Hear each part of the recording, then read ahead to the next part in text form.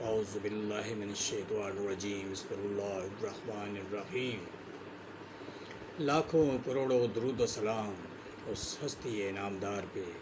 جو وجہ وجود کائنات بنی۔ دوستو، آج ہم امراض خاص پہ بات کریں گے۔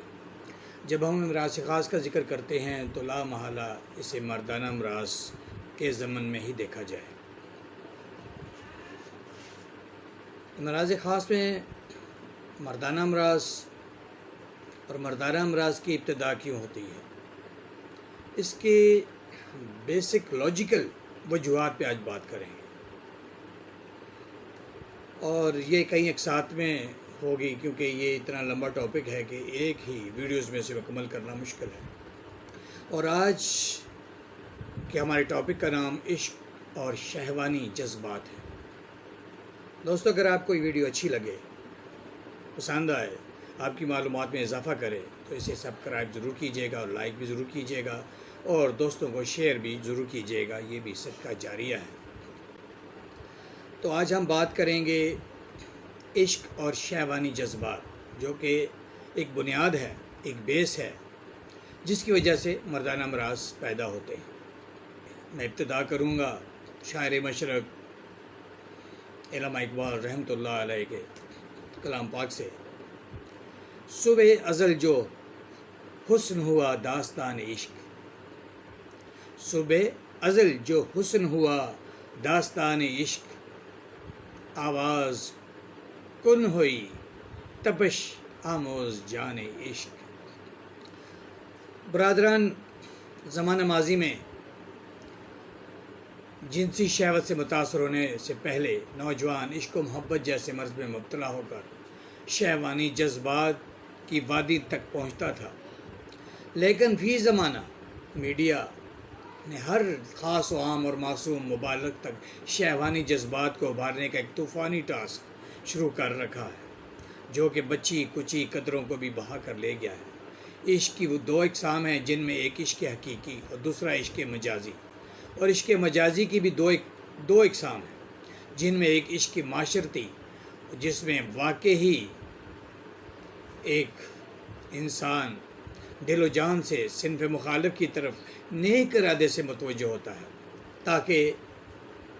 ایک دوسرے کو سمجھ کے جان کے وہ زندگی کا ایک سفر شادی کے بعد شروع کر سکے۔ جبکہ دوسرا عشق شہوت، جس میں صرف شہوانی ضرورت کے تحت تعلقات استوار کیے جاتے ہیں اور مقصد پورا ہونے پر مڑ کر بھی نہیں دیکھا جاتا، یعنی جیسے ٹیشو پیپر یوز کیا اور پھینک دیا، یہ صورتحال ہوتی ہے۔ اور کچھ نفسیاتی صورتیں ایسی بھی پیدا ہو جاتی ہیں، جیسا کہ زمانہ شباب میں نوجوان گرد و نواح میں موجود حسن سے متاثر ہوئے بغیر نہیں رہتا، اور کسی بھی صنف مخالف کو اپنا آئیڈیل سمجھ کر اس کے خیال میں ڈوب جاتا ہے، اور عموماً ان خیالات میں نوجوان نکمہ بن جاتا ہے، اور نہ وہ دین کا رہتا ہے نہ دنیا کا۔ ایسے میں اگر اسے بے وفائی کا ٹیکہ لگ جائے تو وہ کچھ دن اداس رہ کر اس کی زندگی پھر معاشرے میں رواں دواں ہو جاتی ہے، یا پھر ایسے عشق کا انجام شادی اور وصال کی صورت میں واقع ہو تو کچھ بات بن جاتی ہے، ورنہ دوسری صورت میں انجام انتہائی دردناک ہوتا ہے، یعنی پاگل ہو جاتا ہے، معاشرے میں اس کی عزت نہیں رہتی۔ عشق لفظ چونکہ عشق پیچہ کی بیل سے ماخوذ ہے، عموماً آپ نے دیکھا ہوگا درختوں پہ عشق پیچہ کی بیلیں چڑھی ہوتی ہیں، جس طرح بیل جس طرح پر چڑھتی ہے اسے، اور یہ عشق پیچہ کی بیل کا ایک تاثیر ہے کہ جس درخت پہ چڑھتی ہے اسے سکھا دیتی ہے، یعنی خشک کر دیتی ہے۔ اسی طرح عشق کا بود جس نوجوان پر سوار ہوتا ہے وہ سوکھے ہوئے درخت کی طرح خزاں رسیدہ ہو جاتا ہے، اور شباب کی رونق دھیرے دھیرے رخصت ہو جاتی ہے۔ شباب ایک ایسی نعمت ہے جس نے اسے بچا لیا، اس نے گوہر مقصود پا لیا، اور جس نے اسے اپنے ہاتھوں سے قتل کیا، گویا اس نے اپنی جیتی جاگتی زندگی کو اجیرن بنا لیا اور خود کو ایسی اندھیری دلدل میں گرا لیا جہاں چمکتی زندگی کی کوئی کرن نہیں پہنچتی۔ یاد رکھیں، یہ دور حقیقت پسندی کا دور ہے، یہاں اب محض جذباتی رشتوں سے گزارا ناممکن ہے۔ اس لیے ہمیں اپنے ہر فعل کو پہلے اچھی طرح پرکھ لینا چاہیے، اس میں موجودہ نفع نقصان پر غور کر لینا چاہیے، نفس امارہ کی خواہش پر عمل پیرا ہونے کی بجائے قرآن و سنت کے احکام کو مشعل راہ بنا کر زندگی کا سفر کرنا چاہیے۔ نوجوانوں کی طرح بچوں میں شہوت کا احساس جلوہ گر ہوتا ہے، اسی احساس کے زیر وہ دوسروں کے ننگے بدن، خاص کر اعضائے مخصوصہ اور اس کے گرد و نواح کے حصوں کو دیکھنے کا شوق پیدا ہوتا ہے۔ بچے کے بچپن سے ہی اس کے ماحول کو پروٹیکٹ رکھنا چاہیے، یعنی اس کی مکمل نگرانی کرنی چاہیے تاکہ ایسے عوامل پیدا ہی نہ ہوں جو کہ بچے کی سوچ کا دھارا شہوانی خیالات کی طرف موڑ سکے۔ ہم یہ بات ہضم نہیں کر پاتے کہ بلوغت سے پہلے بچے شہوانی لذات سے اشنائی حاصل کر لیتے ہیں جو کہ ان کے معصوم تخیل میں کہیں نہ کہیں ایک دبی ہوئی چنگاری کی طرح موجود رہتی ہیں۔ بلوغت کی دہلیز پر قدم رکھتے ہی انتہائی جوبن کے ساتھ دل و دماغ میں جلوہ گر ہو جاتی ہے اور ناسمجھی کی وجہ سے عموماً بہا کر لے جاتی ہے۔ اس لیے عشق اور شہوانی لذات سے بچنے کے لیے ہمیں بچپن، لڑکپن اور نوجوانی کے ہر دور میں اپنی اور اپنے بچوں کی نگہداشت کرنی ہوگی اور ساتھ ان عوامل کے منفی اثرات سے آگاہی بھی مہیا کرنی ہوگی، تب جا کر کہیں اس جال سے بچنے کی امید کی جا سکتی ہے۔